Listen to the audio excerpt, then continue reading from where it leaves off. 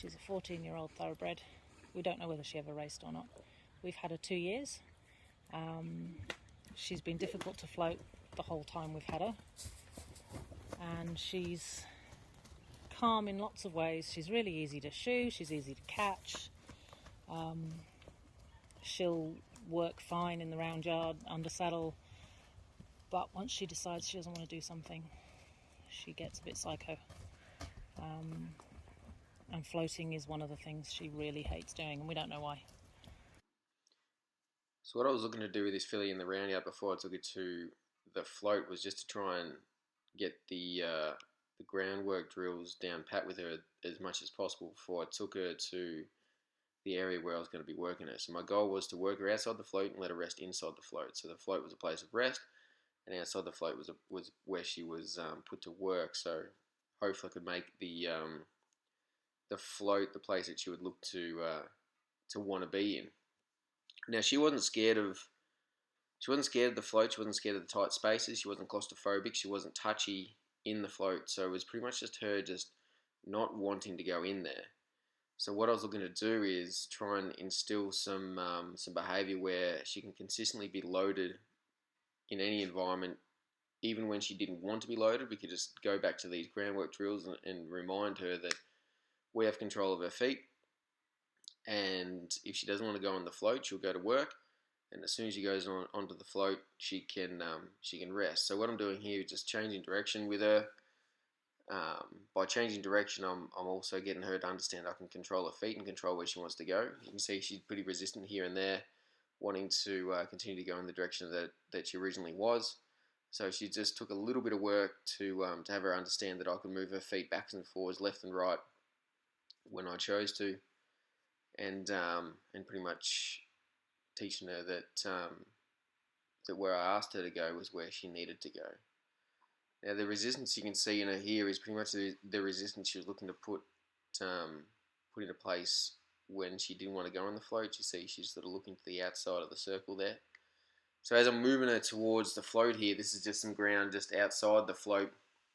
Some nice flat ground where we can work. It's a bit stony, a bit sort of coarse, so we couldn't really do too much work here, but we're just going to work her hit around outside the float and then try and bring her up close to the float and just let her rest close to it. So I wasn't too concerned about trying to rush to get her on, because it wasn't necessarily the amount of time it took to get her on the float today in this session. It was about instilling the fact that the float was the rest spot and outside the float was the work spot. So we're just trying to work out different magnets of where she wanted to stand, where she wanted to stop, and make those places of work instead of places of rest, and then bring her close to float and let her learn that the closer she was to float, the closer she was to getting rest and being able to relax. So early on, I wasn't too concerned about getting her on. I just wanted to rest her near it. Then I'd take her away, start putting her to work again. Now I would have liked to lunge around on some bigger circles here, but she was kind of getting in my space a little bit, and I was a little apprehensive about the ground and not wanting her to slip over, but I tried my best to sort of work her where I could and just sort of learn about where she'd be resistant. So you see she's just trying to duck her hip away to the side here and try and get away from going on the float. As I said, she wasn't scared of it at all. She was kind of just didn't really want to go on. But it was just a situation of pretty much getting control of her feet, having her understand that where I put her, where I direct her is where she needs to go. And when she didn't want to go on the float and wanted to take a backward step, we'd just go straight back to work. Do groundwork drills. The groundwork drills would work on me getting control of her feet and having her understand I can move her where I wanted to, as well as putting her to work and making things a little bit uncomfortable, a little bit difficult for her to understand outside the float until we got closer. So different resistance spots there. Like I said, she wanted to try and duck her hip out and not want to go on. So we just sort of wanted to work on that. So as far as timing goes and wanting to get her on the float speedily, I suppose you could have put pressure on her from behind and she would have gone on, because she's just simply been resistant and not scared. So it wasn't a situation of overcoming fear as well as her not wanting to go on. It was just simply her not wanting to go from one spot to another. but we'll also trying to instill some training in her where the owners could consistently load her on day after day when I wasn't there, and keep putting into practice the things that she'd learned today, and load her every day after I'd left.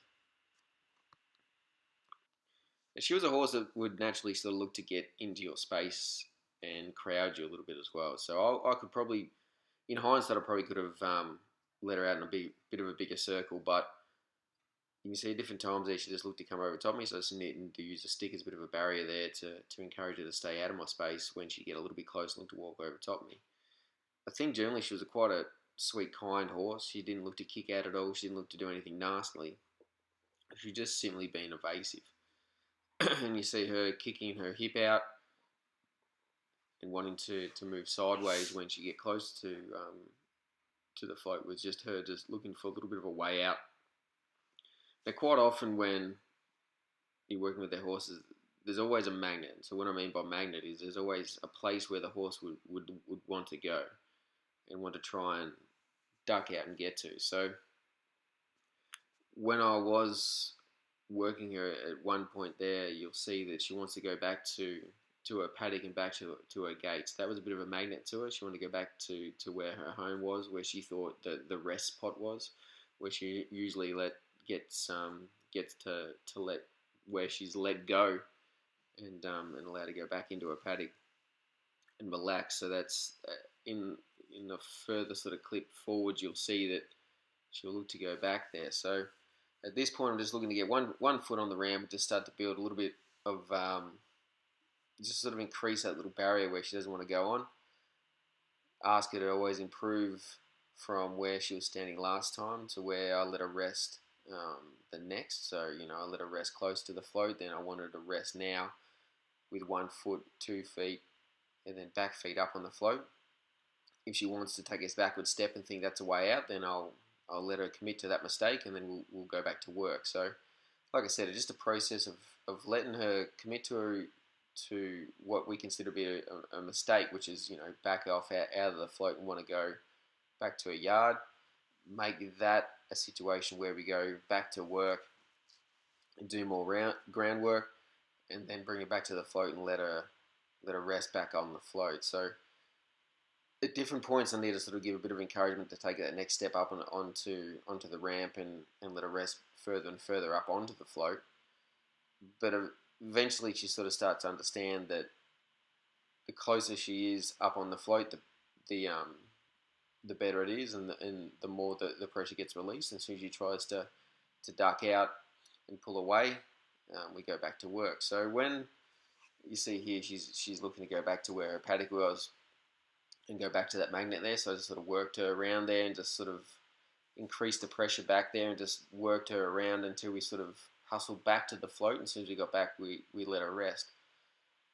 So like I said, it wasn't a situation trying to rush to get her on, and I didn't really want to pull on her head, because once I did, she straight away started to pull back against it. So I wanted to use the stick as the accelerator and use the head collar and the lead as a bit of a directional tool to keep her nose pointing up the float and until she went on. So once she goes on here, we just let her rest in the float, get her breath back, let the float be where she wants to be, and let her learn that's where she wants to be.